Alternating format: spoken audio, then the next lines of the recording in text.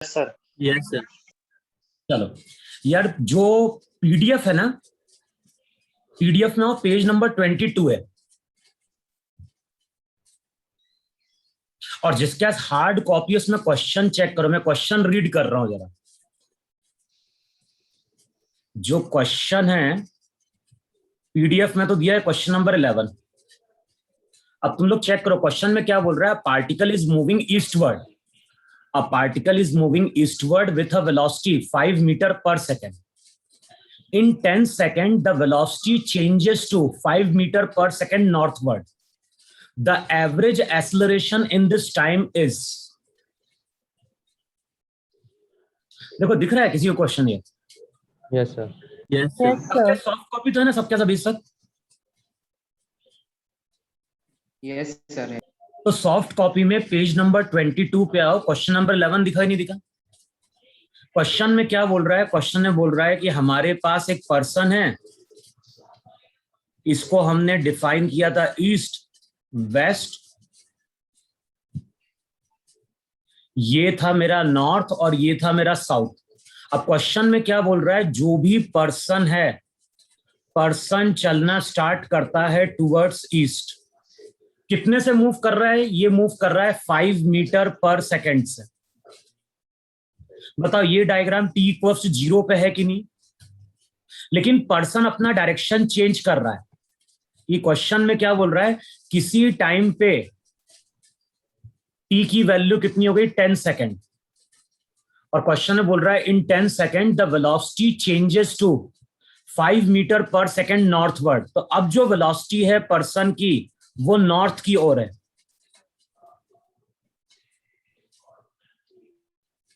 अब क्या कैलकुलेट करना है हमें? क्वेश्चन में कैलकुलेट करना है एवरेज एक्सेलरेशन, और फॉर्मूला गिवन है। जो भी एवरेज एक्सेलरेशन है उसका फॉर्मूला है delta we by delta T. अगर मैग्नीट्यूड के टर्म में देखोगे तो डेल्टा वी का मैग्नीट्यूड होगा तो एक्सेलरेशन का भी क्या होगा? मैग्नीट्यूड हो जाएगा। बताओ कल हमने इस तरह के क्वेश्चन सॉल्व किए थे नहीं सॉल्व किए थे लास्ट में? Yes sir. और यार सॉल्व सब लोग। और देखो जो 4 ऑप्शन है ना, 4 ऑप्शन देखो डायरेक्शन मेन है, वहां पे डायरेक्शन की बात कर रहा है। नॉर्थ ईस्ट है, नॉर्थ वेस्ट है, या फिर टुवर्ड्स नॉर्थ है।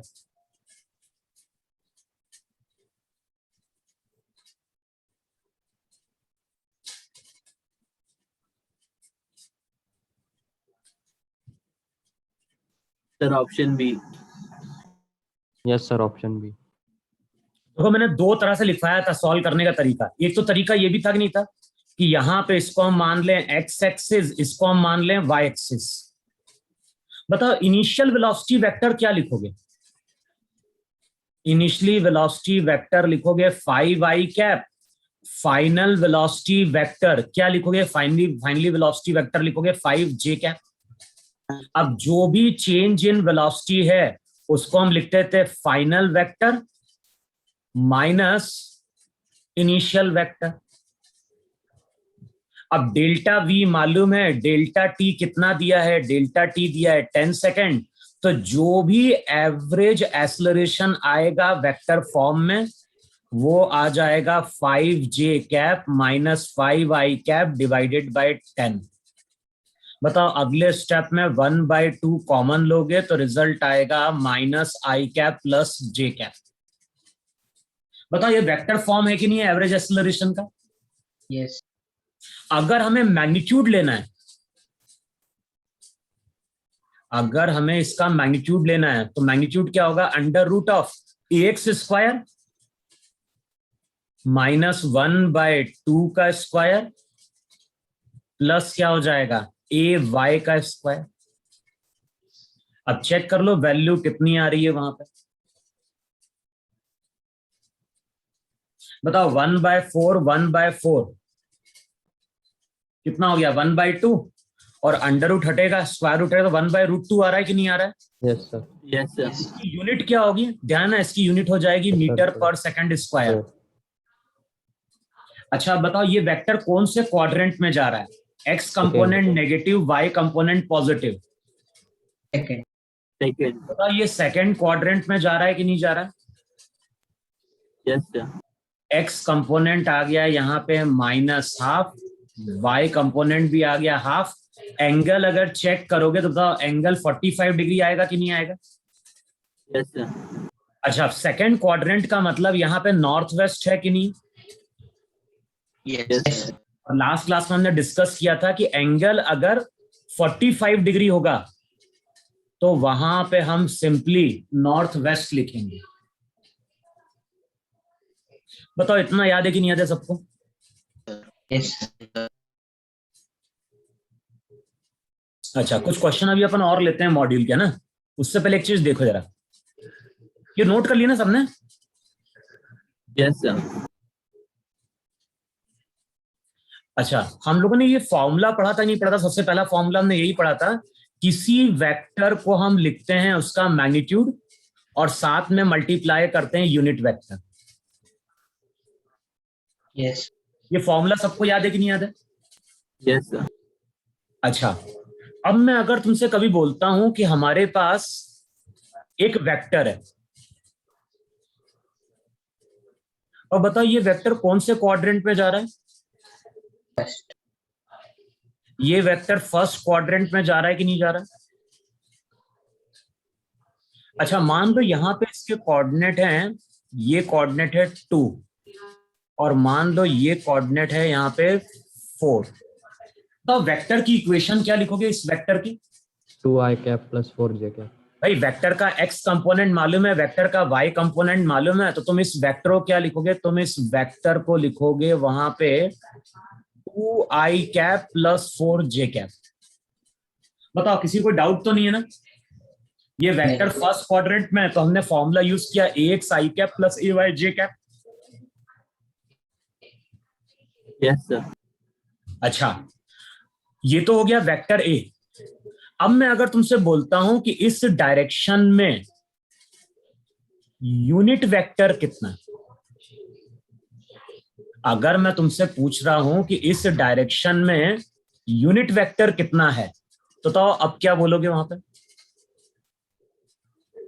तो देखो ये चीज ध्यान रखना है वहां पे, इस रिजल्ट को देखो यार। बताओ इस रिजल्ट को हम ऐसा लिख सकते हैं कि वेक्टर ए डिवाइडेड बाय ए, बताओ एन कैप के बराबर होगा कि नहीं होगा? Yes. Yes. तो ये चीज ध्यान रखना है। एन कैप क्या था? एन कैप याद होगा, एन कैप को हमने क्या डिफाइन किया था? एन कैप को हमने डिफाइन किया था unit vector along the direction of A. बताओ ये था कि नहीं था वहां पे? जो वेक्टर ए था, वेक्टर ए को हमने क्या लिखा था? वेक्टर ए को हमने लिखा था A into N cap.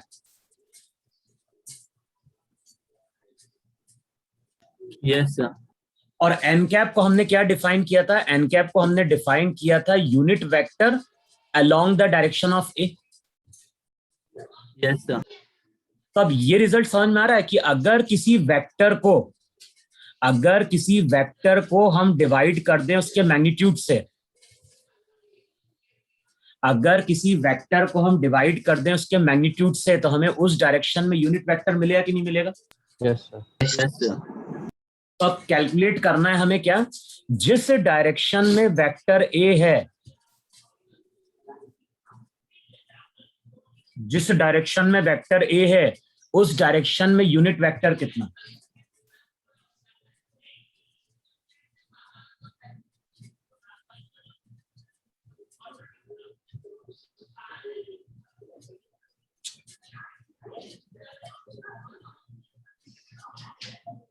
Sir, 2i cap plus 4j cap upon 2 root 5.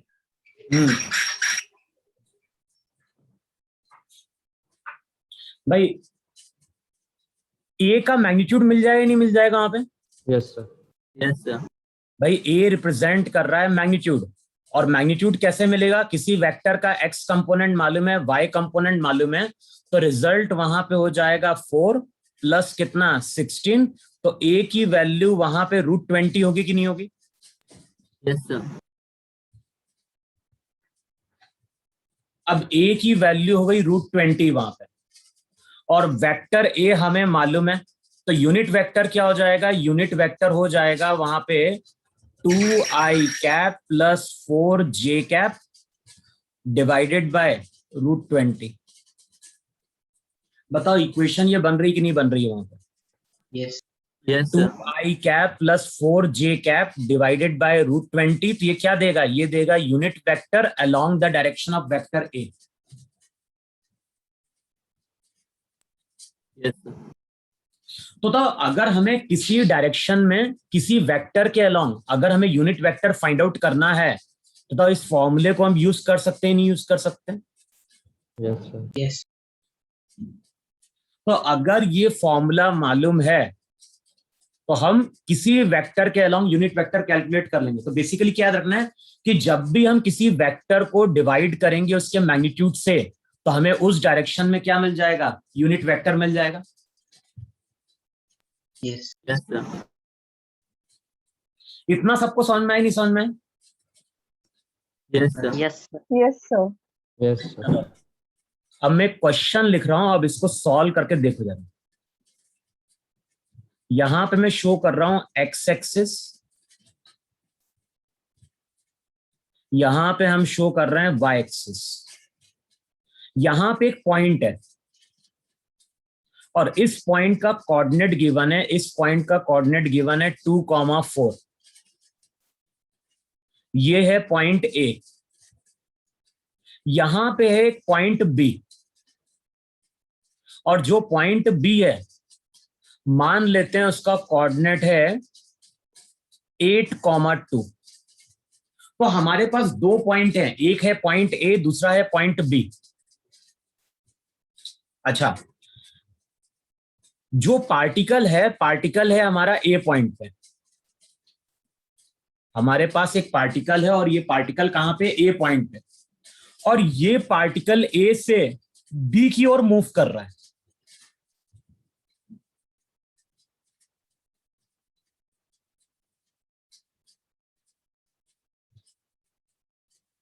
जो भी पार्टिकल है, पार्टिकल ए से बी की ओर जा रहा है। तो हमारे पास एक पार्टिकल है और ये पार्टिकल मूव कर रहा है from point A to point B. अच्छा, कितनी स्पीड से मूव कर रहा है? तो ये मूव कर रहा है with speed 50 metre per second.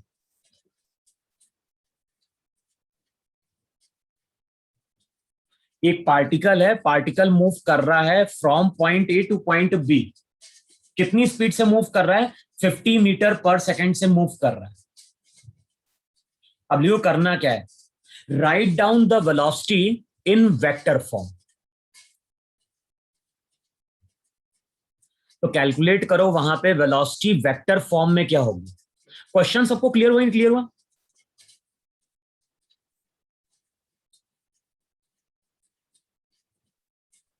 Yes, अरे sir. तुम लोग तो पूछ रहे क्वेश्चन सबको क्लियर हुआ? Yes, sir. जो भी पार्टिकल है, पार्टिकल मूव कर रहा है पॉइंट ए से पॉइंट बी की ओर। हमें क्या बताना है? बताना है वेलोसिटी वेक्टर फॉर्म में।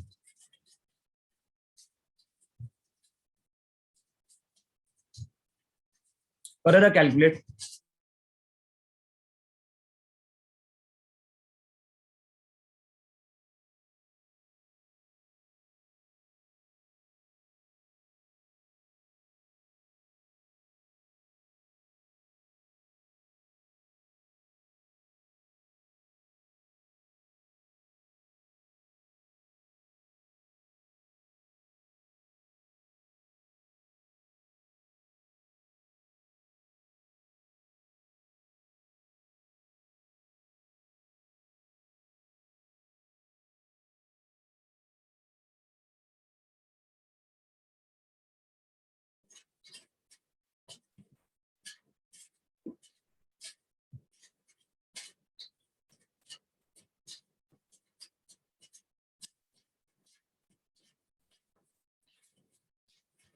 अच्छा, अगर क्वेश्चन को कैलकुलेट करना है तो बेसिकली हम करेंगे क्या?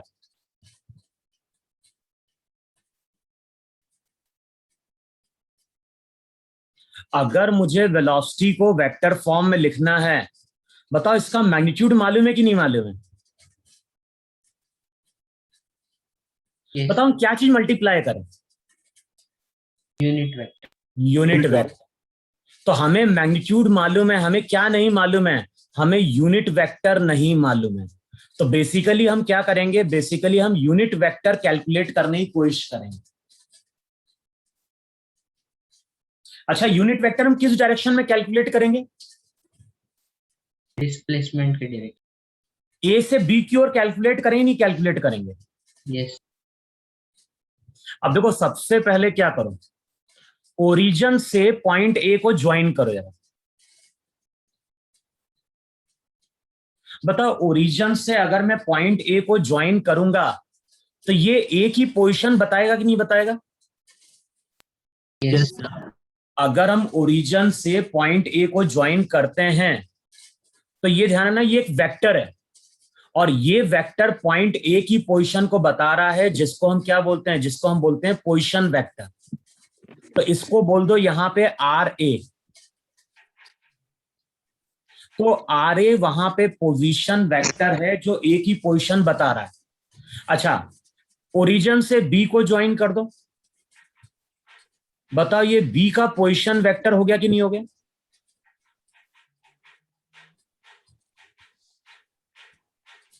अरे हुआ कि नहीं हुआ? Yes, sir. Yes, sir. Particle A से बी जा रहा है तो ए से बी भी एक वेक्टर ड्रॉ कर दो जरा। मान लेते हैं इस वेक्टर को हम बोल रहे हैं डेल्टा आर वेक्टर। कुछ भी बोल दो वहां पे, डेल्टा आर बोल दो, आर बोल दो, कुछ भी बोल दो। अब बताओ यहां पे एक राइट एंगल ट्राइंगल बन रहा है कि नहीं बन रहा है? सॉरी, एक ट्राइंगल बन रहा है कि नहीं बन रहा है? जिसमें ये वेक्टर आर ए है, ये वेक्टर वहां पे आर बी है और ये वेक्टर डेल्टा आर है।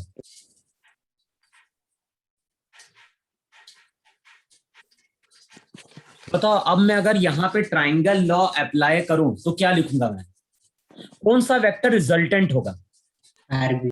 RB. आर बी रिजल्टेंट होगा। किसका रिजल्टेंट होगा?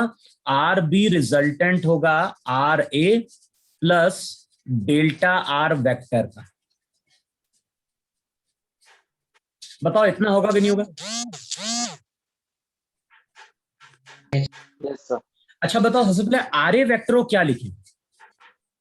बताओ, आर ए जो वेक्टर है उसका एक्स कंपोनेंट 2 है कि नहीं? Yes, Yes. sir. और y कंपोनेंट 4 है, तो इसको हम लिख सकते हैं 2i कैप प्लस क्या हो गया 4j कैप। सिमिलरली अगर मुझे आर बी कैलकुलेट करना है तो आर बी को हम क्या लिखें वहां पे? तो आर बी को हम लिख सकते हैं x कंपोनेंट 8 y कंपोनेंट 2, तो इसको लिखेंगे 8i cap plus 2j cap. Yes. अच्छा, अब बताओ, आर ए मालूम है, आर बी मालूम है, तो हम डेल्टा आर कैलकुलेट कर सकते हैं कि नहीं कैलकुलेट कर सकते हैं? डेल्टा आर का मतलब क्या हो जाएगा? R B minus R A. Term को सेपरेट आउट करो जरा, तो चेक करो डेल्टा आर की value R B minus R A है कि नहीं? Yes. करो जरा, R B minus R A करो जरा। तो आई कैप वाली टर्म सब्ट्रैक्ट होगी, जे कैप वाली टर्म वहां पे क्या होगी? सब्ट्रैक्ट होगी वहां पे। बताओ वैल्यू क्या मिलेगी? 8i cap minus 2i cap. बताओ 6i cap minus 2j cap. करो, ये डेल्टा आर बन रहा है कि नहीं बन रहा है? Yes.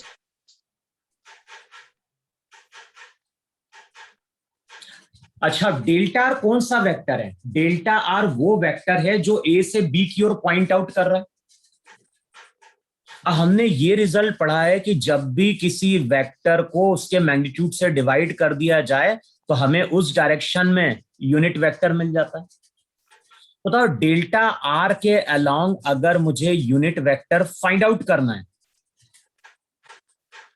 तो हम क्या करें वहां पे? तो डेल्टा आर को डिवाइड कर दें उसके मैग्नीट्यूड से।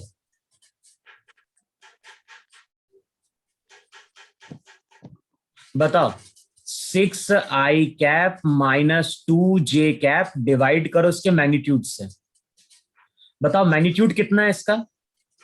रूट 40। 6 का स्क्वायर हो गया 36 माइनस 2 का 4, तो ये 40 आ गया कि नहीं आ गया? Yes, sir.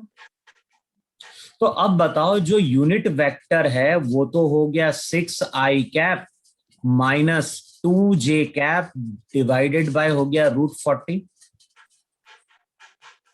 अच्छा, ये यूनिट वेक्टर किसके अलोंग है? ये यूनिट वेक्टर ए से बी की ओर है कि नहीं? यस। बताओ अब वेलोसिटी को हम क्या लिखें वहां पे? अब वेलोसिटी को हम लिख दें वहां पे v इक्वल्स टू, जो भी वेलोसिटी रहेगी उसको हम लिखें उसका मैग्नीट्यूड, साथ में मल्टीप्लाई कर दें यूनिट वेक्टर, तो यूनिट वेक्टर हो जाएगा 6i cap minus 2j cap divided by root 40। Check करो यही वेलोसिटी की वैल्यू है कि नहीं है वेक्टर फॉर्म में।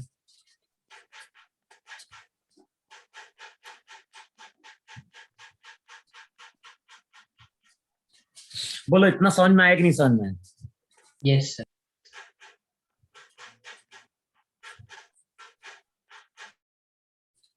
बेसिकली देखो अभी तक हमने क्या किया था, अभी तक हम लोग सिंपल सी चीजें पढ़ते थे कि जैसे ब्लॉक है, ब्लॉक पे वहां पे 10 न्यूटन का फोर्स लग रहा है। अब मैं बोलता हूं इसको वेक्टर फॉर्म में लिखो, तो हम क्या करते थे, हम लिखते थे उसका मैग्नीट्यूड और साथ में मल्टीप्लाई कर देते थे उस डायरेक्शन के यूनिट वेक्टर से। तो अभी तक यूनिट वेक्टर था आई कैप, जे कैप, के कैप। अगर हमें किसी और डायरेक्शन में यूनिट वेक्टर फाइंड आउट करना है तो हमें क्या मालूम होना चाहिए, हमें उस डायरेक्शन में वेक्टर की इक्वेशन मालूम होनी चाहिए। तो जिस डायरेक्शन में यूनिट वेक्टर फाइंड आउट करना है, अगर उस डायरेक्शन में कोई वेक्टर मालूम है तब तो हम इजिली उस डायरेक्शन में क्या कैलकुलेट कर सकते हैं, यूनिट वेक्टर कैलकुलेट कर सकते हैं।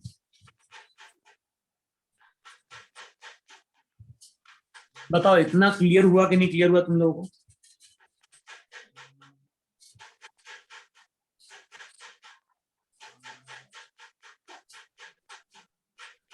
Yes, sir.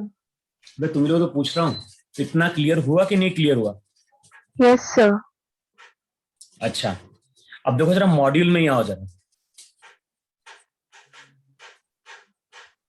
अभी जो अपन ने 11th क्वेश्चन किया था ना, उसके जस्ट नीचे देखो क्वेश्चन नंबर 13 दिख रहा है। Yes, sir. अब तुम लोग जरा क्वेश्चन नंबर 13 को सॉल्व करो। 13 क्वेश्चन में क्या बोल रहा है, at t equals 0, t equals 0 पे एक पार्टिकल कहां पे है, 1,0,0 पे, और ये मूव करना स्टार्ट करता है किसकी ओर, 4,4,12 की ओर, with a constant speed of 60 metre per second. अब क्या बोल रहा है, the position of the particle is measured in metre and time in second, assuming constant velocity, the position of the particle at t equals to 2 second is। तो बताना है 2 second बाद particle की पोजीशन क्या होगी।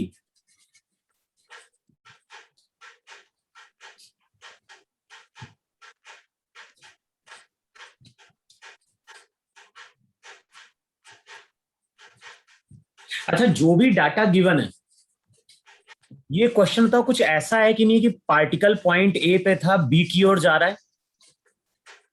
Yes, yes. sir. अच्छा, कितनी speed से जा रहा है? 65 मीटर पर सेकंड। तो सबसे पहले वेलोसिटी की इक्वेशन कैलकुलेट करो वेक्टर फॉर्म में। जैसे यहां पे मैंने वेलोसिटी की इक्वेशन कैलकुलेट करी ना वेक्टर फॉर्म में, सेम अब तुम वेलोसिटी की वैल्यू कैलकुलेट करो वेक्टर फॉर्म में।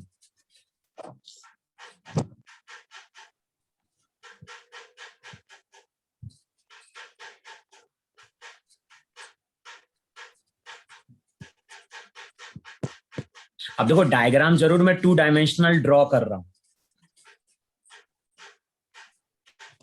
बेसिकली वहां पे तीनों कोऑर्डिनेट हैं, यहां पे पॉइंट ए था, यहां पे पॉइंट बी था, और हमने क्या बोला था, ओरिजिन से हमने ए को ज्वाइन करके शो किया था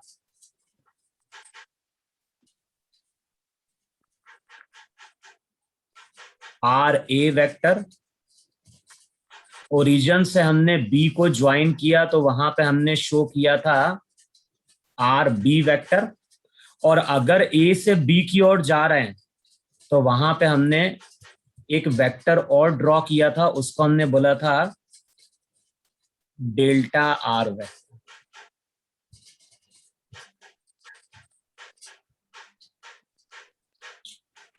और इक्वेशन हमने क्या लिखी थी? हमने इक्वेशन लिखी थी कि जो भी वेलोसिटी है उसको लिखेंगे उसका मैग्नीट्यूड, साथ में मल्टीप्लाई करेंगे उस डायरेक्शन के यूनिट वेक्टर से। तो पहले तो जरा यूनिट वेक्टर कैलकुलेट करो जरा।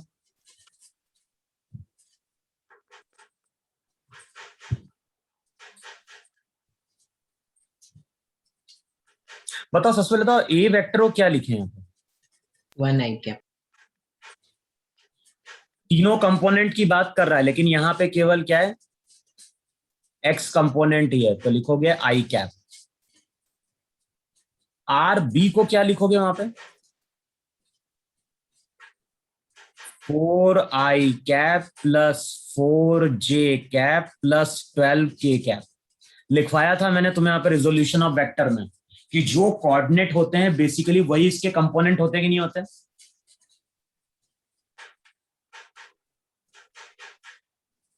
अच्छा, आप बताओ डेल्टा आर को क्या लिखोगे? डेल्टा आर वो वेक्टर है जो ए से बी की ओर पॉइंट आउट कर रहा है। अब बताओ डेल्टा आर की वैल्यू क्या निकल के आई थी? वो निकल के आई थी R B minus R A. Check करो यही बन रहा है कि नहीं बन रहा है? Yes. अब are B minus R A करो, डेल्टा आर कैलकुलेट कर लो जरा। सब्ट्रैक्ट करोगे तो ये बनेगा 3i cap plus 4j cap plus 12k cap.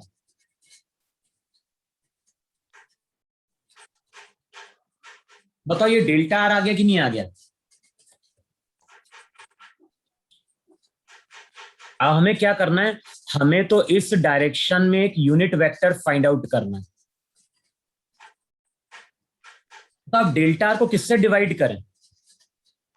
Magnitude of delta. Delta R को डिवाइड करें उसके मैग्नीट्यूड से, तो 3i cap plus 4j cap plus 12k cap divide करो उसके मैग्नीट्यूड से। बताओ किसी वेक्टर के अगर तीनों कंपोनेंट होंगे तो मैग्नीट्यूड का फॉर्मूला क्या था? अंडर रूट ए एक्स स्क्वायर प्लस ए वाई स्क्वायर प्लस ए जेड स्क्वायर। अगर एक्स वाई जेड तीनों कंपोनेंट हैं तो बताओ इक्वेशन यही बनेगी नहीं बनेगी? अंडर रूट ए एक्स स्क्वायर प्लस ए वाई स्क्वायर प्लस ए जेड स्क्वायर। Yes. अब बताओ इसको अगर सिंप्लीफाई करोगे तो रिजल्ट यही बनेगा कि नहीं बनेगा? 3i कैप, रिजल्ट वहां पे आएगा 3i cap plus 4j cap plus 12k cap divided bye, बताओ ये 13 आएगा कि नहीं आएगा नीचे? Yes. Yes, sir. अच्छा, अब बताओ यूनिट वेक्टर मालूम है तो हमें इस डायरेक्शन में अब वेलोसिटी मिल जाएगी नहीं मिल जाएगी? इस डायरेक्शन में वेलोसिटी वेक्टर। Yes. अब बताओ वेलोसिटी वेक्टर क्या होगा उस डायरेक्शन में? तो उस डायरेक्शन में जो वेलोसिटी वेक्टर होगा, मल्टीप्लाई करो जरा एन कैप वहां पे जरा। तो 65 डिवाइडेड बाय 13 कितना? 5 आ गया कि नहीं आ गया?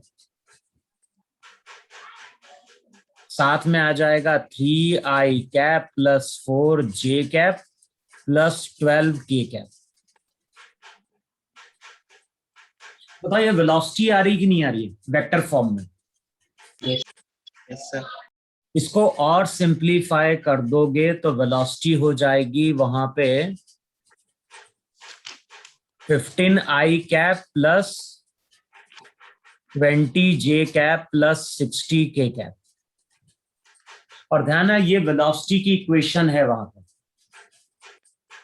अच्छा, वेलोसिटी कांस्टेंट है कि नहीं है? हाँ.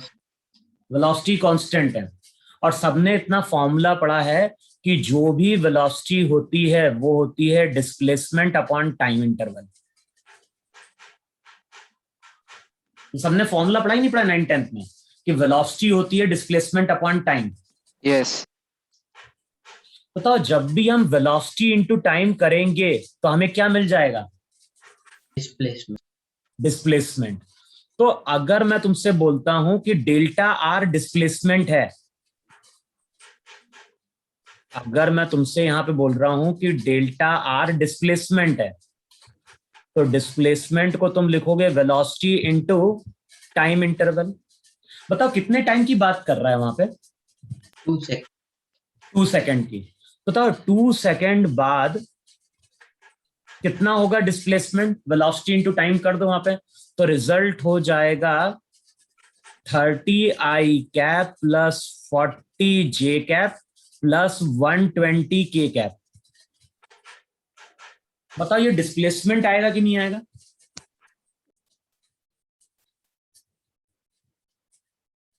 तो बोलो यहां तक किसी को कोई डाउट है क्या? No, sir. पहले हमने वेलोसिटी कैलकुलेट कर ली वेक्टर फॉर्म में, वेलोसिटी इंटू टाइम वहां पे क्या दे देगा? डिस्प्लेसमेंट दे देगा। अच्छा फिर से मैं डायग्राम ड्रॉ कर रहा हूं, जरा इस डायग्राम को देखो यार। ये एक्स एक्सिस है, ये वाई एक्सिस है। पार्टिकल बताओ ए पे है कि नहीं है? और बताओ ए पॉइंट का पोजीशन वेक्टर हमें मालूम है कि नहीं मालूम है?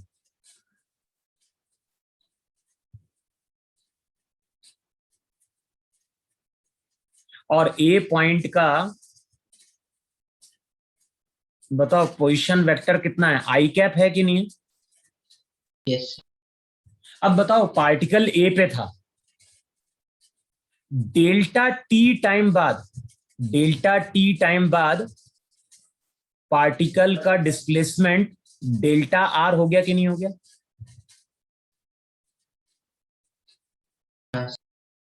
भाई डेल्टा आर क्या है? डेल्टा आर पार्टिकल का डिस्प्लेसमेंट है आफ्टर 2 सेकेंड। तो पार्टिकल तो ए से बी की ओर जा रहा है कि नहीं जा रहा है स्ट्रेट लाइन के अलॉन्ग, तो डिस्प्लेसमेंट हो गया डेल्टा आर। अब पार्टिकल था ए पे, पार्टिकल मूव करके पहुंच गया सी पे। ध्यान, बी पे नहीं पहुंचेगा पार्टिकल। बताओ क्यों नहीं पहुंचेगा पार्टिकल बी पे?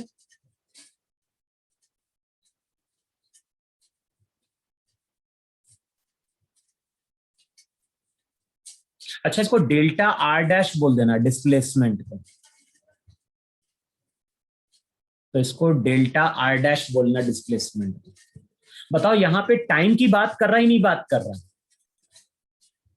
तो उस टाइम में तो ऐसा हो सकता है कि ये बी के पहले रुक जाए, या हो सकता है बी के और आगे चला जाए। वहां पे दोनों चीज पॉसिबल है कि नहीं पॉसिबल है?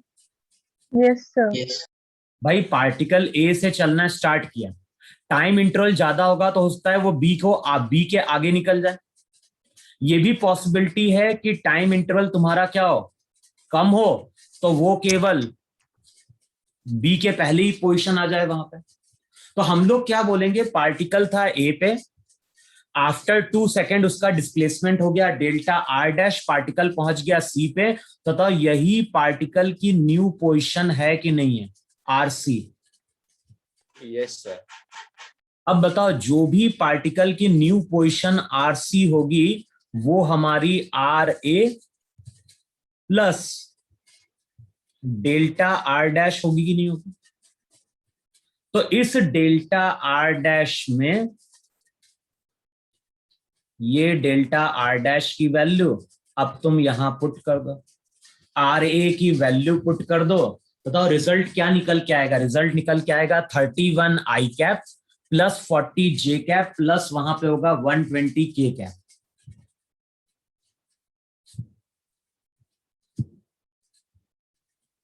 अब बताओ कोई रिजल्ट दिख रहा है ऐसा?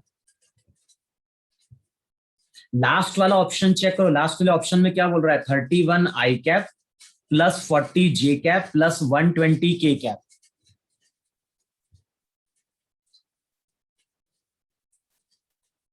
बोलो इतना।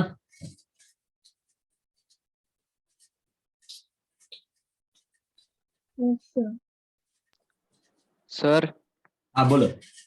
सर डेल्टा आर डैश की वैल्यू फाइंड करने के बाद क्या क्या वो समझा नहीं सर।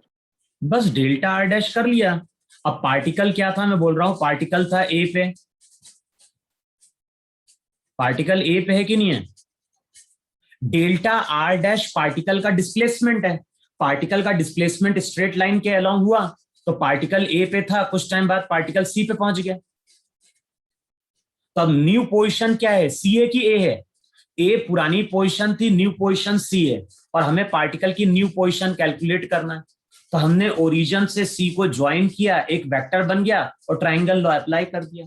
ट्राइंगल लॉ अप्लाई करोगे तो आर सी रिजल्टेंट होगा किसका, R A plus delta R dash का। अब आर ए और डेल्टा आर डैश की वैल्यू पुट कर दो वहां पर।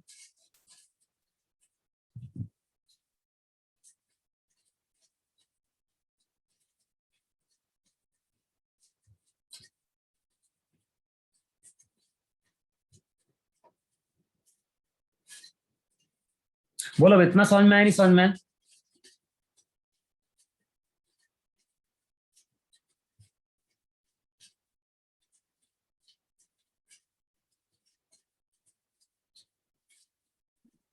Yes, sir. Yes, sir. देखो जिसके पास हार्ड कॉपी है मॉड्यूल की चेक करो, ऐसा और कोई क्वेश्चन दिख रहा है तुम्हें?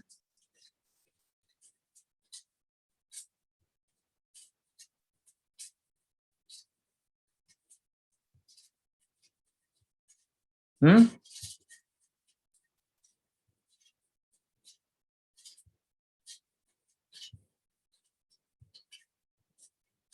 मैं बोल रहा हूँ तुम लोग हार्ड कॉपी है किसी के पास? Yes, sir. हम्म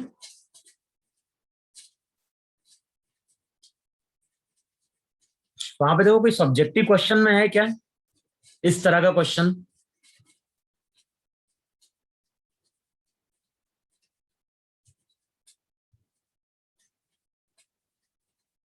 लेकिन ये तो समझ में आ ही नहीं, समझ में ये करना कैसे सॉल्व इस तरह के क्वेश्चन को?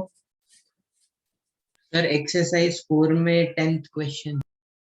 इसकी फोटो खींच के भेजो जरा, मेरे पास तो सॉफ्ट कॉपी है ना। सर रीड करके बताओ। नहीं नहीं, क्वेश्चन खींच दो ना, फोटो खींच के डालो ना उसको ग्रुप में।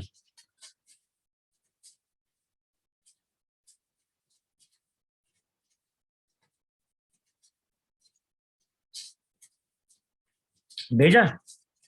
नहीं सर, एक्चुअली मेरे पास अभी फोन नहीं है, मैं लैपटॉप पे हूँ। रीड कर, क्वेश्चन रीड कर फिर। Okay. A particle whose speed is 50 meter per second एक मिनट रुक जा। A particle whose speed is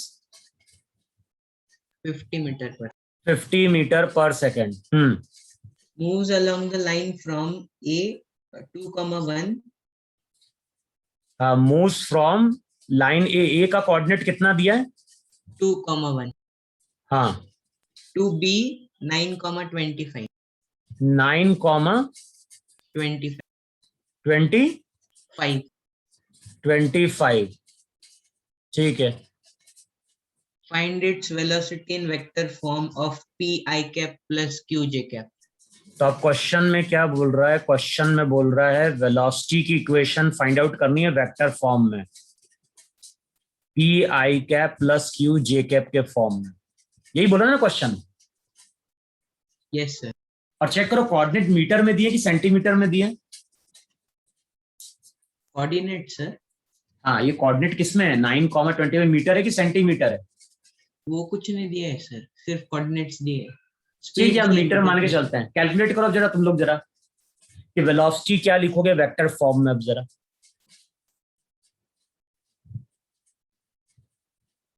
जो अपन ने पहला एग्जांपल समझाया था ठीक वैसे ही है कि नहीं है? वहां पे ए पॉइंट मालूम है, बी पॉइंट मालूम है, पार्टिकल ए से बी की ओर जा रहा है।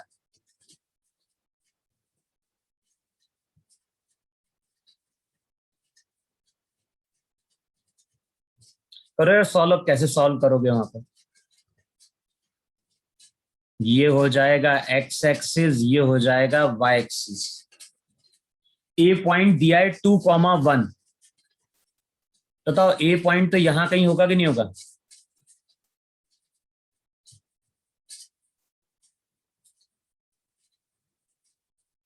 और ये जा रहा है बी की ओर। बी का कोऑर्डिनेट तो क्या हो गया? 9,25। ऐसा होगा कि नहीं होगा? बी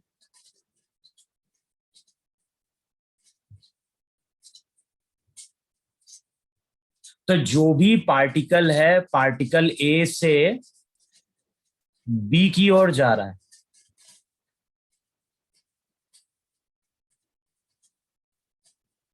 करो ना कैलकुलेट, कैसे करोगे वहां पे? तो मैंने क्या बोला, सबसे पहले ओरिजिन से ए पॉइंट को ज्वाइन करो और वहां पे शो करो आर ए वेक्टर। फिर ओरिजिन से बी को ज्वाइन करो, वहां पे शो करो आर बी वेक्टर। फिर उसके बाद क्या करना है, ए से बी को भी ज्वाइन करना है ना।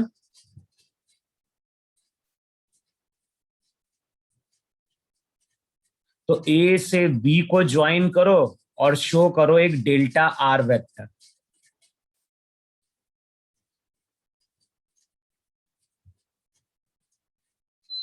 करो कैलकुलेट, रिजल्ट क्या बन रहा है वहां पे? सर हो गया। सर 14 हो गया I sir. cap plus 14 I cap plus 48 J cap. देखो सबसे पहले तुमने लिखा R A vector, R A vector को क्या लिखा, आर ए वेक्टर को लिखा 2I cap plus J cap. R B vector को क्या लिखा, आर बी वेक्टर को हमने लिखा 9I cap plus 25 J cap. बताओ ये आर ए और आर बी है कि नहीं है?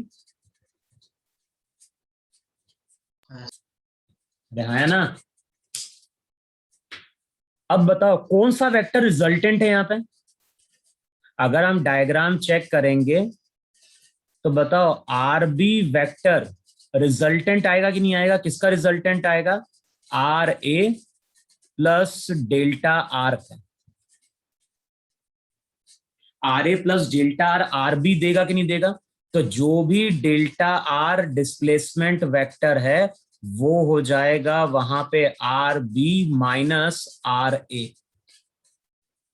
बताओ डेल्टा आर की वैल्यू कितनी आई पहले वहां पे? सब्ट्रैक्ट किया आर बी माइनस आर ए, तो ये हो गया 7I cap plus 24 J cap. बताओ पहले डेल्टा आर निकाला नहीं निकाला? Yes Yes, sir. तो उसके बाद क्या किया, किसी वेक्टर को हम डिवाइड कर दें उसके मैग्नीट्यूड से, मैग्नीट्यूड तो हमें मिल जाएगा उस डायरेक्शन में यूनिट वेक्टर। तो डिवाइड करो उसके मैग्नीट्यूड से। 7 का कितना? 49 प्लस 49 576 और 24 का कितना था? 576 576। तो जो भी यूनिट वेक्टर आएगा वो हो जाएगा 7I cap plus 24 J cap divided bye 25। कितना? 25। 25. अब जो भी वेलोसिटी होगी, वेलोसिटी क्या है? वेलोसिटी को हम लिखेंगे उसका मैग्नीट्यूड इनटू उस डायरेक्शन में यूनिट वेक्टर। और बताओ यूनिट वेक्टर इसी डायरेक्शन में है कि नहीं है जिस डायरेक्शन में डेल्टा आ रहा है?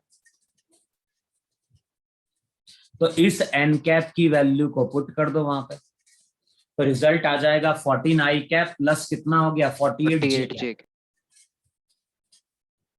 Yes.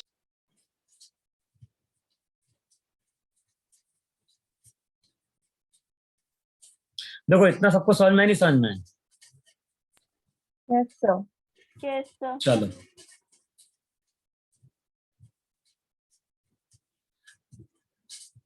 अब देखो नेक्स्ट लिखो वहां पे लॉज ऑफ मल्टीप्लीकेशन। सब्ट्रैक्शन तक की हम लोग बात कर चुके थे।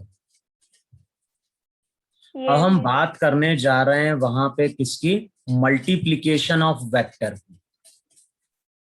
एडिशन के लॉ है, सब्ट्रैक्शन के लॉ है, मल्टीप्लीकेशन के लॉ है, डिवीजन का कोई लॉ नहीं होता है। अब देखो जब भी हम वेक्टर को मल्टीप्लाई करते हैं तो वेक्टर को मल्टीप्लाई करने के दो तरीके होते हैं। एक जो रहता है इसको हम बोलते हैं डॉट प्रोडक्ट,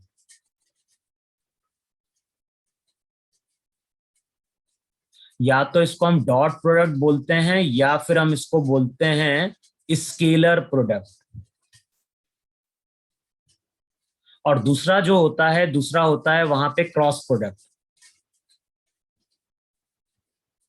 तो एक है हमारा डॉट प्रोडक्ट, दूसरा है वहां पे वेक्टर प्रोडक्ट या क्रॉस प्रोडक्ट। तो सबसे पहले हेडिंग डालो वहां पे डॉट प्रोडक्ट। जब वेक्टर को मल्टीप्लाई करते हैं, दो तरह से मल्टीप्लीकेशन होते हैं। एक जो मल्टीप्लीकेशन रहता है इसको हम डॉट प्रोडक्ट या स्केलर प्रोडक्ट बोलते हैं, और दूसरा जो मल्टीप्लीकेशन रहता है इसको हम क्रॉस प्रोडक्ट या वेक्टर प्रोडक्ट बोलते हैं। अब ध्यान रखना, जब भी हम दो वेक्टर का डॉट प्रोडक्ट लेते हैं, रिजल्ट हमेशा एक स्केलर निकल के आता है। जो रिजल्ट निकल के आएगा, रिजल्ट एक स्केलर क्वांटिटी निकल के आएगी।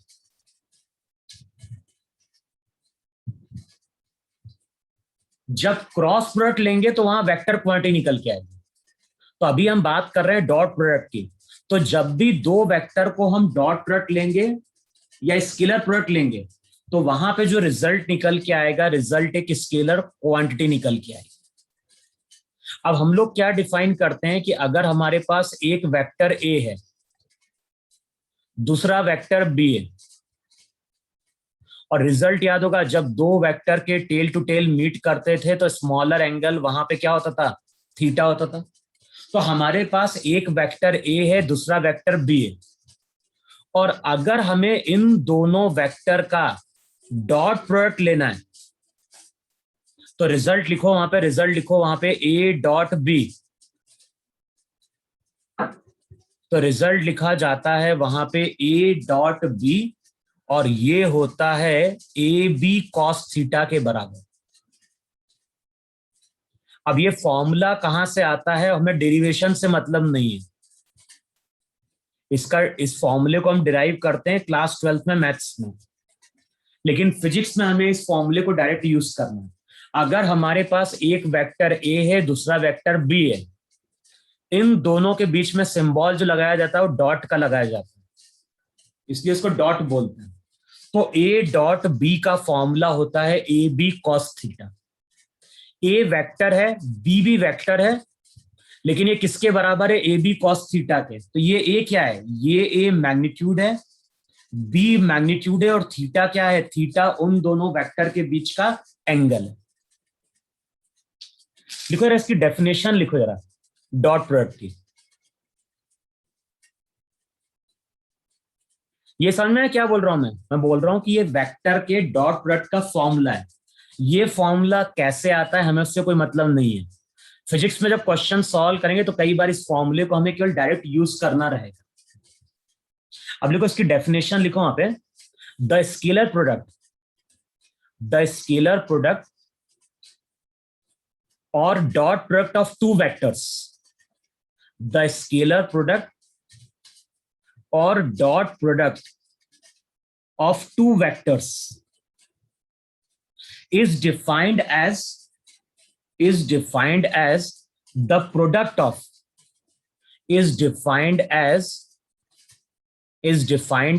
the product of the magnitude of two vectors, is defined as the product of the magnitude of two vectors with cosine of angle between them, with cosine of angle between them, with cosine of angle between them।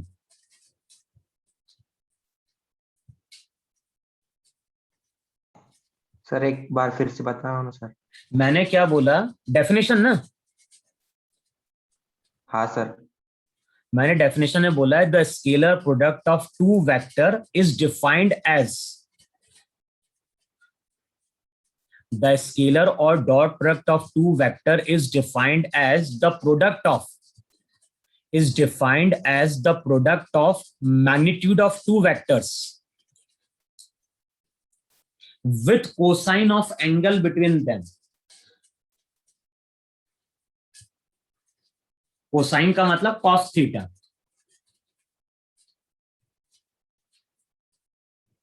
तो जब भी दो vector का dot product लेना होगा हम इसी result को वहां पे यूज करेंगे।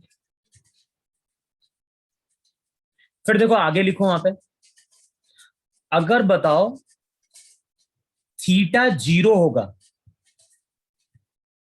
बताओ थीटा अगर 0 होगा तो कॉस थीटा की वैल्यू मैक्सिमम कितनी 1 होगी कि नहीं होगी? हमें मालूम है कि कॉस थीटा की मैक्सिमम वैल्यू 1 होती कि नहीं होती है? Yes. इसका मतलब है कि दो वेक्टर का डॉट प्रोडक्ट लेंगे, अगर हम दो वेक्टर का डॉट प्रोडक्ट ले रहे हैं तो वो मैक्सिमम होगा।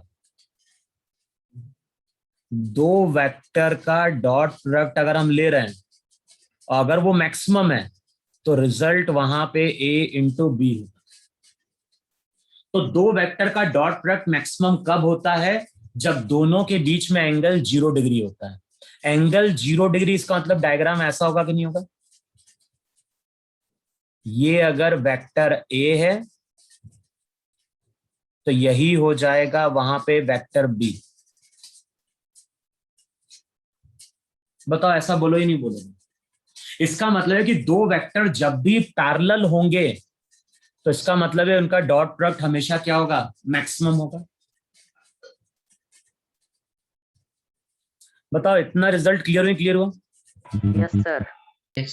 अच्छा, नेक्स्ट लिखो, अगर दो वेक्टर के बीच का एंगल 90 डिग्री है तो हमें मालूम है कि थीटा अगर 90 डिग्री होगा तो कॉस 90 वहां पे 0 होता है।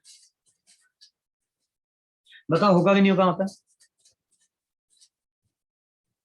तो ये चीज ध्यान रखना है, अगर दो वेक्टर तुम्हारे वहां पे क्या है 90 का मतलब ऐसा हुआ कि नहीं हुआ?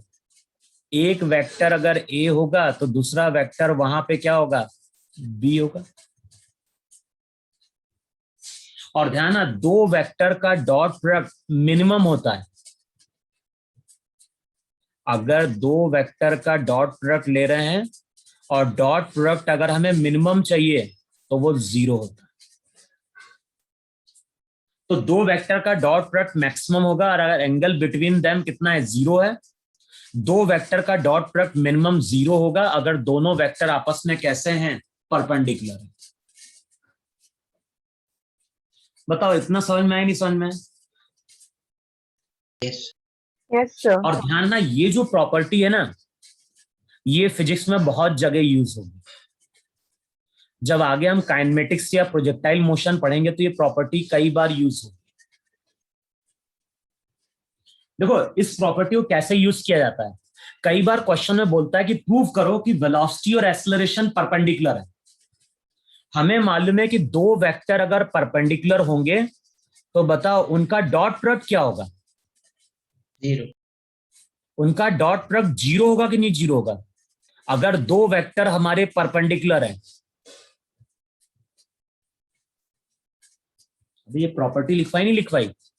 cos 90 0 होता है, तो दो वेक्टर का डॉट प्रोडक्ट 0 होता है जब दोनों वेक्टर आपस में परपेंडिकुलर होते हैं। Yes. Yes, तो sir.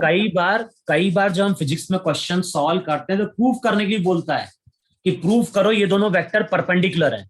जैसे मान लो कभी क्वेश्चन में बोल रहा है कि वेलोसिटी है t टाइम बाद, मान लो v वेलोसिटी है किसी पार्टिकल की t टाइम बाद, a पार्टिकल का एक्सेलरेशन है, और क्वेश्चन में बोल रहा है कि प्रूव करो कि ये दोनों वेक्टर परपेंडिकुलर हैं किसी t टाइम पे। तो हम क्या करेंगे? हम बोलेंगे v डॉट a वहां पे क्या होना चाहिए? 0 होना चाहिए।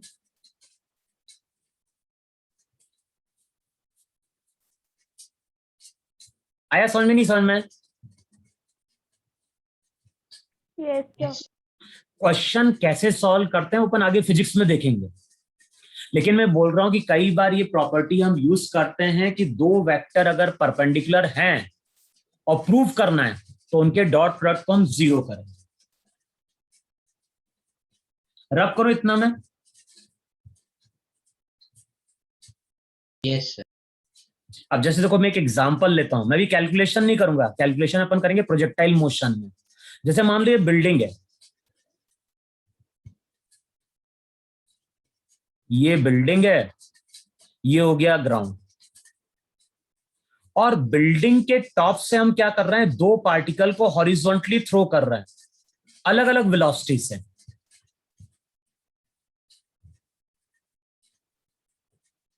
मान लो उसको कुछ v1 वेलोसिटी से थ्रो किया, इसको कुछ v2 वेलोसिटी से थ्रो की, और दोनों को हमने एक साथ थ्रो किया है। अच्छा, जो पहला पार्टिकल रहेगा वो कुछ इस तरह से मूव करेगा कि नहीं मूव करेगा? जो दूसरा पार्टिकल रहेगा बताओ वो कुछ इस तरह से मूव करेगा कि नहीं मूव करेगा? अरे हाँ, है ना? Yes. अब बताओ किसी टी टाइम पे, किसी टी टाइम की हम बात कर रहे हैं, मान लो किसी टी टाइम पे ये पार्टिकल यहां कहीं पहुंच गया और किसी टी टाइम पे ये पार्टिकल यहां कहीं पहुंच गया। अब उस टाइम पे इसकी जो वेलोसिटी होगी, इस पार्टिकल की वेलोसिटी कुछ इस तरह से होगी। वेलोसिटी हमेशा अलोंग द टेंजेंट होती है और यहां पे जो वेलोसिटी रहेगी, यहां पे velocity again along the tangent होगी। और ऐसा हो सकता ही नहीं हो सकता कि कुछ टाइम बाद ये दोनों वेलोसिटी वेक्टर परपेंडिकुलर हो जाए। बताओ ऐसा हो सकता है कि नहीं हो सकता है कि कुछ टाइम बाद दोनों की वेलोसिटी एक दूसरे की क्या हो गई? परपेंडिकुलर हो गई। Yes. तो कई बार क्वेश्चन में ऐसा पूछता है कितने टाइम बाद ऐसा हुआ, कितने टाइम बाद दोनों पार्टिकल की वेलोसिटी आपस में क्या हो गई? परपेंडिकुलर हो गई। तो हम क्या करते हैं वहां पे, हम v डैश निकालते हैं, v डबल डैश निकालते हैं, दोनों वेक्टर परपेंडिकुलर होने चाहिए। तो हम क्या लिखेंगे? v dash dot v double dash, उसको वहां पे 0 कर देते हैं और न्यूमेरिकल जब सॉल्व करते हैं तो वहां से हम टी टाइम कैलकुलेट कर लेते हैं। अब कैलकुलेशन कैसे करते हैं, इक्वेशन क्या बनती है वो आगे देखना है, लेकिन मैंने बोला है कि कई बार फिजिक्स में ऐसे केस बनेंगे जहां पे बोलता है कि ये दोनों चीजें परपेंडिकुलर हो गई हैं। तो ये दोनों चीजें अगर परपेंडिकुलर हो गई हैं, इसका मतलब है कि ये रिजल्ट हम यूज कर सकते हैं। कोई जरूरी नहीं कि यूज होगा या नहीं होगा, लेकिन ये एक प्रॉपर्टी है जिसको हम यूज कर सकते हैं। बताओ इतनी चीज क्लियर हुई कि नहीं क्लियर हुई तुम लोगों को? Yes, sir. Yes, sir. देखो फिजिक्स में कभी ऐसा नहीं आएगा कि दो वेक्टर को तुम डॉट प्रोडक्ट मल्टीप्लाई करो, वो मैथ्स में आता है। मैथ्स में तुमसे बोलेगा कि दो वेक्टर का डॉट प्रोडक्ट निकालो, दो वेक्टर का क्रॉस प्रोडक्ट निकालो। फिजिक्स में कभी ऐसा नहीं आता है। फिजिक्स में हमें केवल वेक्टर की प्रॉपर्टी यूज करने के लिए आता है। तो हमें ये चीज मालूम है कि दो वेक्टर अगर परपेंडिकुलर हैं तो उनके डॉट प्रोडक्ट को हम 0 कर सकते हैं। अगर क्वेश्चन में कहीं बोलता है कि वेलोसिटी और एक्सेलरेशन परपेंडिकुलर है, प्रूव करना है, तो हम कोशिश क्या करेंगे? हम प्रूव करने की कोशिश करेंगे कि इन दोनों का डॉट प्रोडक्ट वहां पे क्या हो जाए? 0 हो जाए। अगर दोनों का डॉट प्रोडक्ट 0 हो गया तो हम बोल देंगे वेलोसिटी और एक्सेलरेशन क्या थे? परपेंडिकुलर थे। और बताओ इस तरह की प्रॉपर्टी यूज होती है प्रोजेक्टाइल मोशन में। मोशन इन वन डायमेंशन में भी जरूरत नहीं पड़ेगी, लेकिन जब प्रोजेक्टाइल मोशन के कुछ क्वेश्चन सॉल्व करते हैं तो वहां पे इस प्रॉपर्टी को हम लोग यूज करेंगे। रब करूं हम इसको? Yes. चलो, अब हम डॉट प्रोडक्ट की बात कर रहे थे। फॉर्मूला हमने क्या लिखा वहां पे? फॉर्मूला हमने लिखा कि जब हम दो वेक्टर का डॉट प्रोडक्ट ले रहे हैं तो ए डॉट बी क्या देता है? ये देता है ए बी कॉस थीटा। बताओ फॉर्मूला तो यही है कि नहीं है?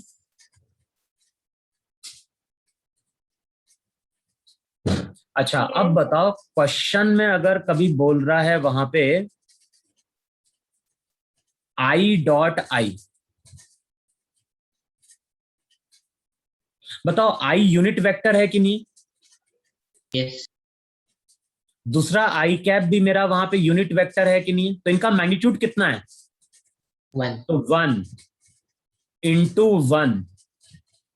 और बताओ आई डॉट आई करेंगे, अगर दो आई कैप वेक्टर हैं तो दोनों इसमें एंगल कितना है?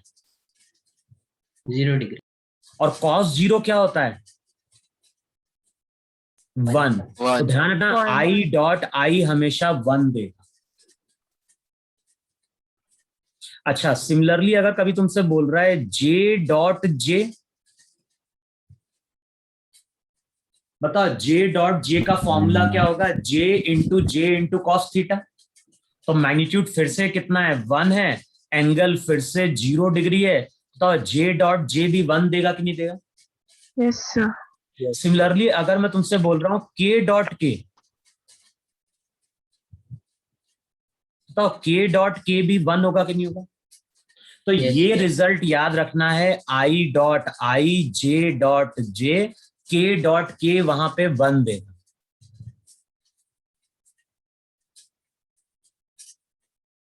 क्लियर हो इतना?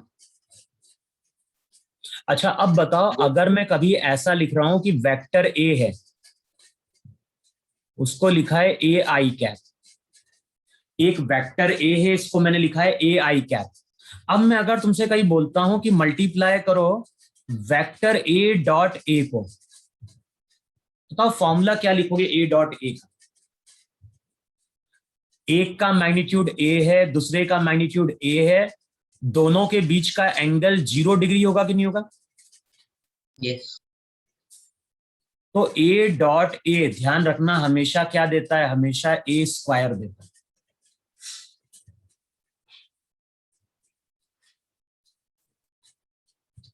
बताओ इतना समझ में है नहीं समझ में? सर फिर बी डॉट बी भी बी स्क्वायर देगा। बी स्क्वायर दे देगा। अच्छा, फिर से देखो जरा वहां पे, अगर मैं तुमसे कभी बोलता हूं आई डॉट जे कैप करोगे, बताओ आई कैप यूनिट वेक्टर होता है अलोंग पॉजिटिव एक्स, जे कैप वहां पे यूनिट वेक्टर होता है अलोंग पॉजिटिव वाई। बताओ दोनों इसमें एंगल कितना है? 90 degrees. तो बताओ मल्टीप्लाई करोगे तो क्या होगा? इस फॉर्मूले को यूज करो, तो हम लिखेंगे 1 इंटू 1 और कॉस 90 क्या हो गया? बताओ आई डॉट जे 0 देगा कि नहीं देगा? Yes, sir. Yes. तो ये रिजल्ट ध्यान रखना है, I dot J, J dot के भी क्या देगा? 0 देगा। आई डॉट के भी क्या देगा? क्योंकि ये सभी वेक्टर आपस में क्या होते हैं? परपेंडिकुलर होते हैं। के कैप ऐसा था कि नहीं था वेक्टर? पॉजिटिव जेड के अलावा ये वेक्टर भी आपस में कितना एंगल फॉर्म करते हैं? 90 डिग्री। तो ध्यान है ना, I dot J, J dot के, आई डॉट के, ये हमेशा क्या देंगे? 0 देंगे।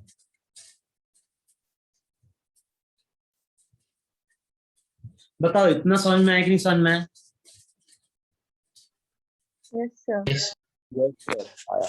अच्छा, अब पहले मैं एक एग्जांपल लेता हूं, अभी और भी प्रॉपर्टी की अपन बात करेंगे डॉट प्रोडक्ट की। सबसे पहले एक एग्जांपल लिखो जरा। मान लो एक वेक्टर ए है जिसकी इक्वेशन दी है 2i cap plus 3j cap minus 4k cap. हमने तीनों कंपोनेंट ले लिए। एक और वेक्टर बी है, वेक्टर बी की वैल्यू दी है minus I cap plus 4j cap plus k cap. तो वेक्टर के हम तीनों कंपोनेंट की बात कर रहे हैं, एक्स वाई जेड की। अब मैं अगर तुमसे बोलता हूं कि फाइंड आउट क्या करना है? फाइंड आउट करना है वेक्टर ए डॉट बी। तो अगर हमें ए डॉट बी कैलकुलेट करना है तो हम लिखेंगे वेक्टर ए। तो वेक्टर ए क्या था वहां पे? वेक्टर ए था 2i cap plus 3j cap.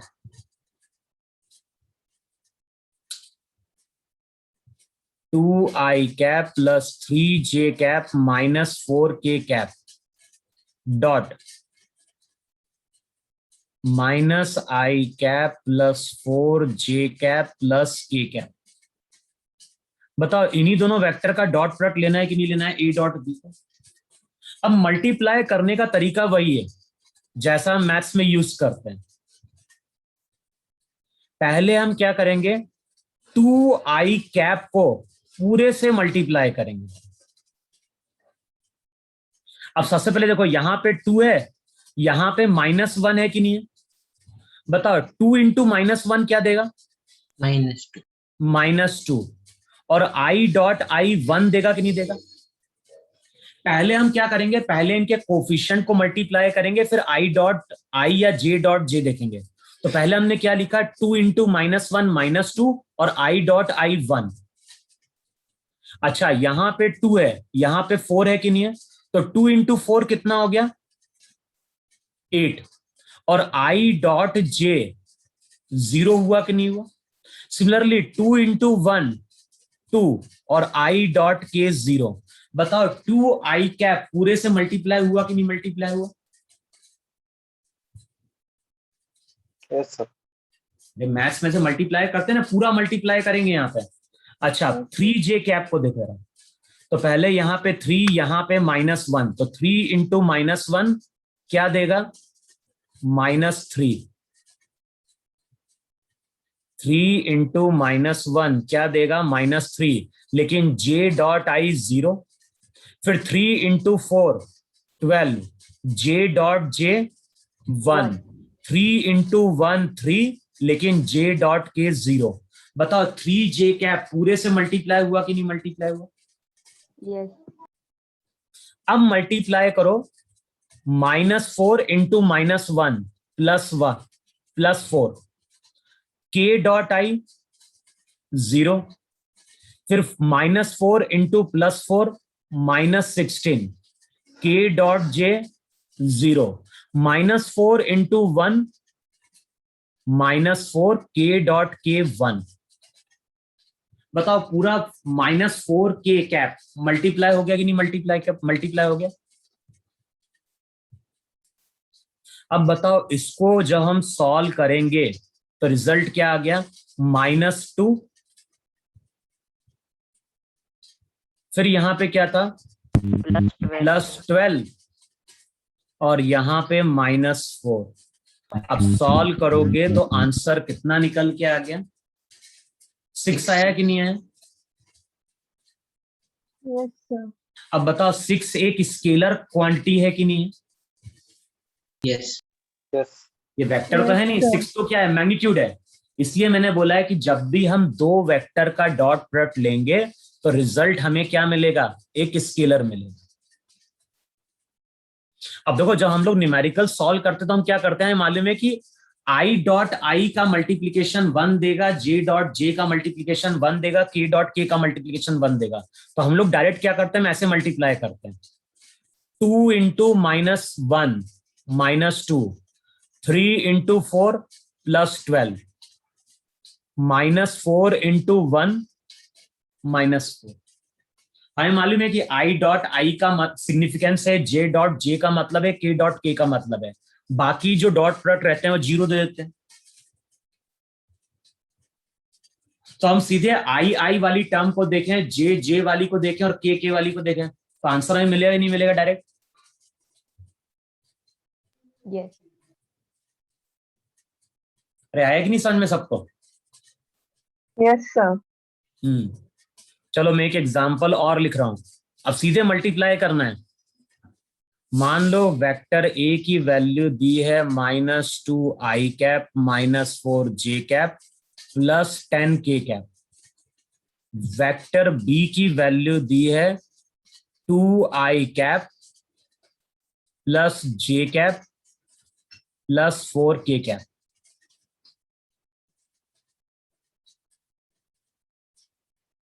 अब क्वेश्चन में क्या बोल रहा है? क्वेश्चन में बोल रहा है find out A dot B. तो हम क्या करेंगे, आई डॉट आई वाली टर्म देखेंगे, जे कैप वाली टर्म को देखेंगे और के कैप वाली टर्म को देखेंगे। क्योंकि आई डॉट आई 1 होता है, जे डॉट जे 1 होता है, के डॉट के 1 होता है। तो हमें केवल इनका मल्टीप्लीकेशन देखना है कि नहीं देखना है? आई वाले का, जे वाले का और के वाले का। बताओ -2 इंटू 2 कितना देगा? Minus. -4। -4 इंटू 1 -4 और 10 इंटू 4 40। हमें केवल आई कैप वाले को देखना है, जे कैप वाले को देखना है और के कैप वाले को देखना है। अब चेक कर लो वैल्यू कितनी आ गई। 32. वैल्यू 32 आ गई कि नहीं आ गई? Yes, sir. मल्टीप्लीकेशन समझ में आया कि नहीं समझ में आया कि जब मल्टीप्लाई करना है तो हम कुछ इस तरह से वहां पे क्या कर रहे होंगे, मल्टीप्लाई कर रहे होंगे।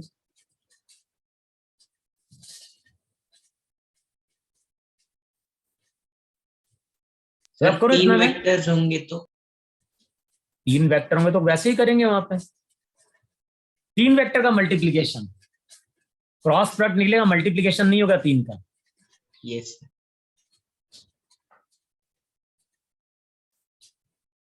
क्योंकि 2 को मल्टीप्लाई कर दोगे तो स्केलर बन जाएगा ना वहां पे। तो लिखो, एक क्वेश्चन लिखो वहां पे, इफ वेक्टर, एक वेक्टर दिया है, इफ वेक्टर और वेक्टर की इक्वेशन दी हुई है 3i cap plus 2j cap plus 8k cap. if 3i cap plus 2j cap plus 8k cap and vector 2i cap plus xj cap plus k cap, 2 vector है question में। Question में क्या बोल रहा है, if vector 3i cap plus 2j cap plus 8k cap and vector 2i cap plus xj cap plus k cap are at right angle to each other, are at right angle to each other, are at right angle to each other, then find the value of x। तो question में क्या बोल रहा है, question में बोल रहा है कि ये दोनों वेक्टर आपस में परपेंडिकुलर है, तो बताना है x की वैल्यू क्या होगी। तो मैंने प्रॉपर्टी क्या लिखवाई है, 2 वेक्टर अगर परपेंडिकुलर हैं तो उनका डॉट प्रोडक्ट हम लोग क्या कर सकते हैं, 0. 0। करो यार डॉट प्रोडक्ट, करो यार। अब जब डॉट प्रोडक्ट लोगे तो मैंने क्या बोला है, I dot I multiplication consider करना है, जे डॉट जे देखना है और के डॉट के देखना है वहां पे। सर हो गया। x -7 sir -7। बताओ अब रिजल्ट क्या होगा, 3 into 2 6, 2 into x 2x, 8 into 1। 2x. अब चेक कर लो वहां पे, 2x इक्वल्स टू कितना हो गया, -14। तो x की वैल्यू कितनी निकल के आ गई, -7। तो कई बार क्वेश्चन में इस तरह से बोलता है कि 2 वेक्टर परपेंडिकुलर होंगे, तो हमें प्रॉपर्टी क्या यूज करनी है कि दोनों का डॉट प्रोडक्ट वहां पे क्या कर दें, 0 कर दें।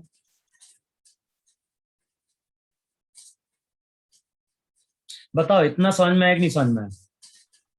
Yes, sir. Yes, sir. अब देखो फिजिक्स में डॉट प्रोडक्ट का यूज क्या है, एक तो यूज क्या है कि जब भी हमें प्रूफ करना होगा कि दोनों परपेंडिकुलर हैं तो दोनों के डॉट प्रोडक्ट को हम 0 करने की कोशिश करेंगे। अब दूसरे वहां पे क्या है, कुछ फॉर्मूले हैं।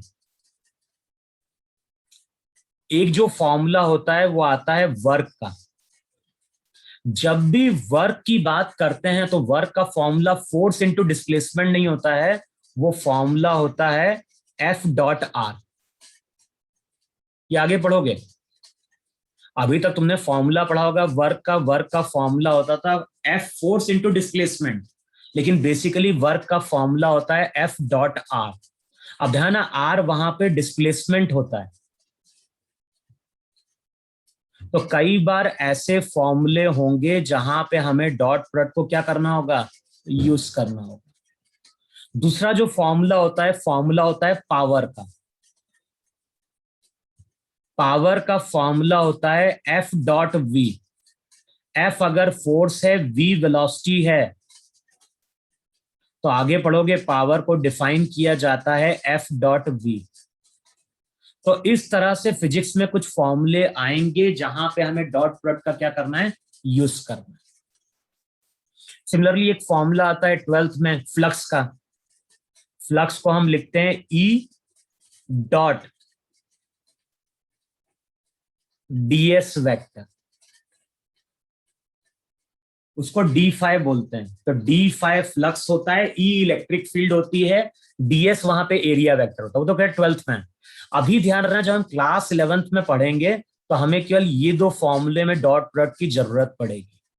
फॉर्मूला कैसे आएगा वो तो हम डिराइव करेंगे, लेकिन अभी भी जब हम वेक्टर के कुछ क्वेश्चन सॉल्व करेंगे तो वहां पे इन फॉर्मूले को वो यूज करने को बोलेगा।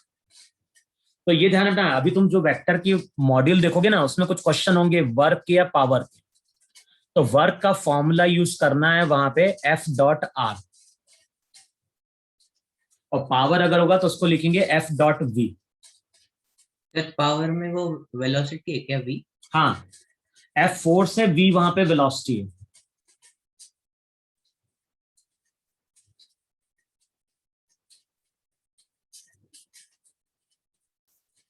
लिखो, एक क्वेश्चन लिखो यार, तुम लोग समझ में आएगा जरा।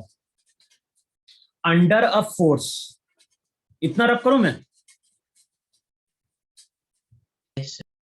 क्वेश्चन में क्या बोल रहा है? अंडर अ फोर्स, एक पार्टिकल है, पार्टिकल पे फोर्स लग रहा है। अंडर अ फोर्स, और फोर्स की इक्वेशन दी हुई है 10I cap minus 3J cap plus 6K cap. और ध्यान, फोर्स हमारा न्यूटन में। तो क्वेश्चन में क्या बोल रहा है? Under a force 10I cap minus 3J cap plus 6K cap Newton, a body of mass 5 kg, a body of mass 5 kg moves from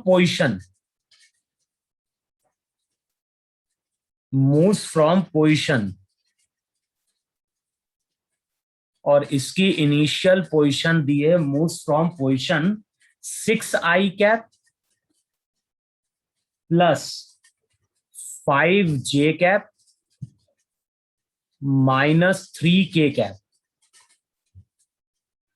Under a force 10I cap minus 3J cap plus 6K cap Newton, a body of mass 5 kg moves from position 6I cap plus 5J cap minus 3K cap metre, ये metre में है, to position. और किस position को गई है? ये position को गई है 10I cap minus 2J cap plus 7K cap. अब क्या कैलकुलेट करना है? Calculate the work done, calculate the work done. और बताओ, सबसे पहला जो मैंने क्वेश्चन लिया था, तो क्वेश्चन में कुछ डायग्राम हमने इस तरह से ड्रॉ किया था कि नहीं ड्रॉ किया था वहां पे, कि अगर ये पार्टिकल की इनिशियल पोजीशन है,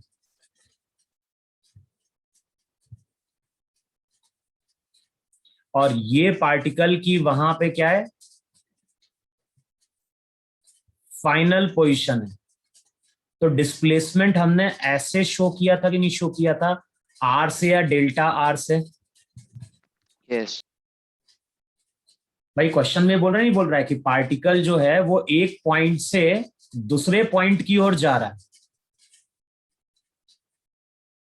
बताओ, अगर कोई पार्टिकल एक पॉइंट से दूसरे पॉइंट की ओर गया तो उसका डिस्प्लेसमेंट कितना हुआ?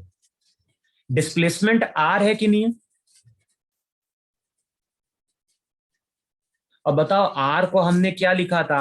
R को हमने RF माइनस RI लिखा था कि नहीं लिखा था वहां पे? भाई इक्वेशन ये निकल के आई थी ना, final position minus initial position. Triangle law apply करो, RI प्लस R RF के बराबर है। अब बताओ, RF माइनस RI करोगे तो R की वैल्यू क्या निकल के आएगी? 4I cap minus 7J cap plus 10K cap plus 10K cap. अब बताओ, R मालूम है, F मालूम है, वर्क डन का फॉर्मूला क्या होता है? वर्क डन का फॉर्मूला होता है F डॉट R। बताओ किसका मतलब है? आई कैप वाले को देखो तो 10 into 4 कितना देगा? 40। यहाँ पे -3, यहाँ पे -7, तो क्या देगा? +21, यहाँ पे 6, यहाँ पे 10। बताओ रिजल्ट 121 जूल आएगा कि नहीं आएगा?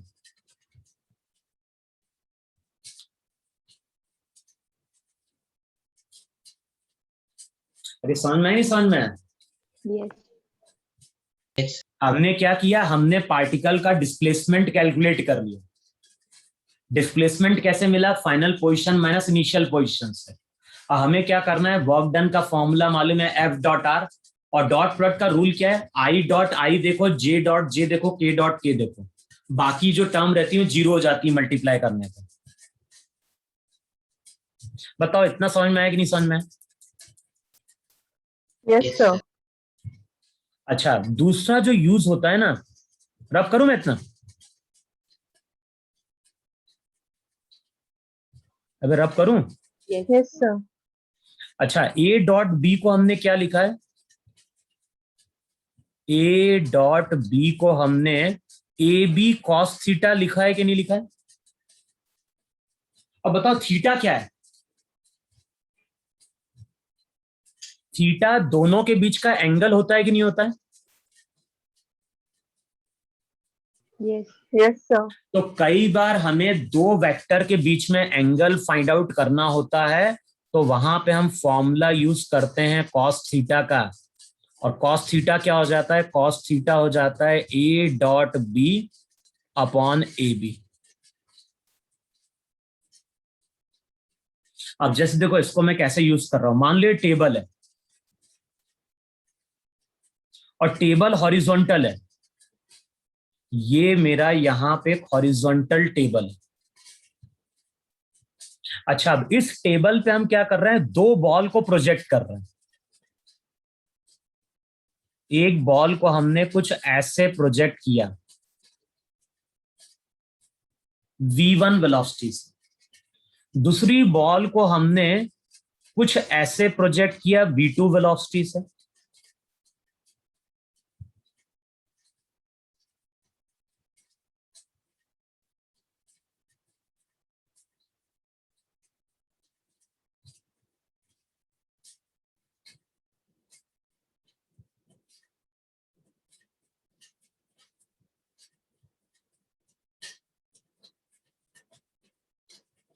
अच्छा ना, अगर टेबल पे दो बॉल को हम इस तरह से प्रोजेक्ट करेंगे, तो जो फर्स्ट बॉल रहेगी, मान लो ये बॉल 1 है, ये बॉल 2 है, तो बॉल 1 कंटिन्यूअसली ऐसे मूव करेगी, नहीं मूव करेगी टेबल के ऊपर। और जो बॉल 2 रहेगी वो कुछ इस तरह से मूव करेगी, नहीं मूव करेगी स्ट्रेट लाइन के अलोंग टेबल पे। अब मैं अगर बोल रहा हूं कि जो बॉल है, बॉल 1, उसकी वेलोसिटी दी हुई है,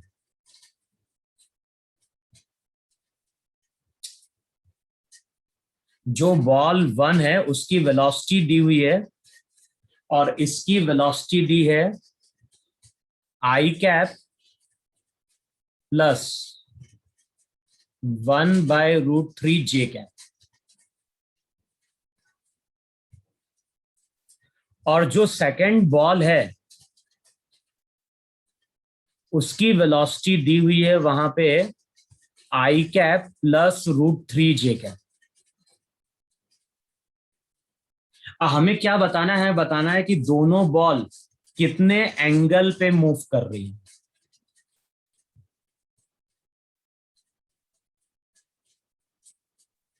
हमने दोनों बॉल को टेबल के एक कॉर्नर से क्या किया है? प्रोजेक्ट किया है टेबल के अलोंग। एक को हमने v1 वेलोसिटी से प्रोजेक्ट किया, दूसरे को v2 से प्रोजेक्ट किया।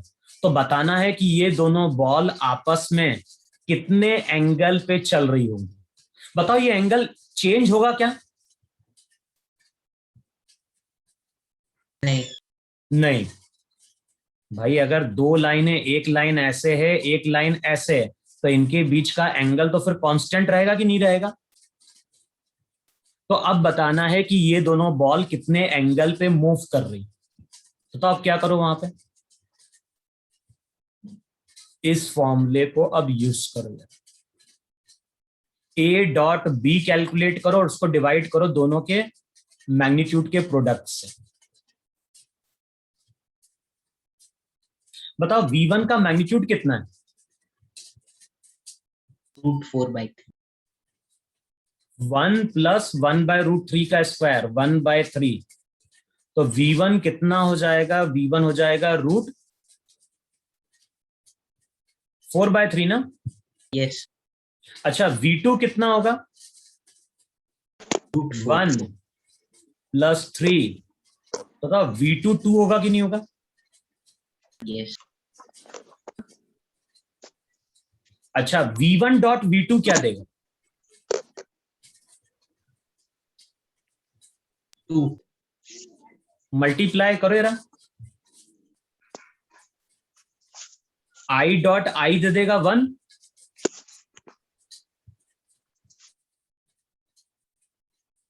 अरे है ना? यस। और ये भी क्या दे देगा? 1। 1। तो 1 और प्लस 1, ये 2 आ गया कि नहीं आ गया?